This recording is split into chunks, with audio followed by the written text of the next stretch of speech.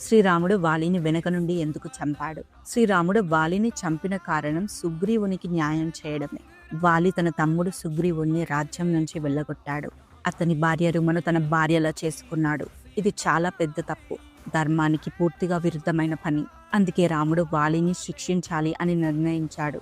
సీతమ్మను వెతకడంలో సహాయం చేస్తానని సుగ్రీవుడు మాట ఇచ్చినప్పుడు దానికి బదులుగా అతని రాజ్యం తిరిగి ఇప్పిస్తానని రాముడు మాట ఇచ్చాడు. అయితే వాలికి ఒక వరం ఉంది. ఎవరైనా అతనితో నేరుగా యుద్ధం చేస్తే ఆ వ్యక్తి శక్తి సగం వాలికే వచ్చేస్తుంది. అందువల్ల నేరుగా యుద్ధం చేస్తే వాలిని ఓడించడం అసాధ్యం. తప్పు చేసిన వాడు ధర్మం తప్పిన వాడుగా మారుతాడని, అడవిలో జంతువులను వేటాడినట్లే అటువంటి వాడిని శిక్షించవచ్చని రాముడు చెప్తాడు. బాణం తగిలిన తరువాత వాలి తన తప్పును గుర్తించి తాను చేసినది అధర్మమని ఒప్పుకొని రాముడు చేసినది న్యాయమేనని అంగీకరించి క్షమాపణ కోరుతూ ప్రాణాలు విడిచాడు.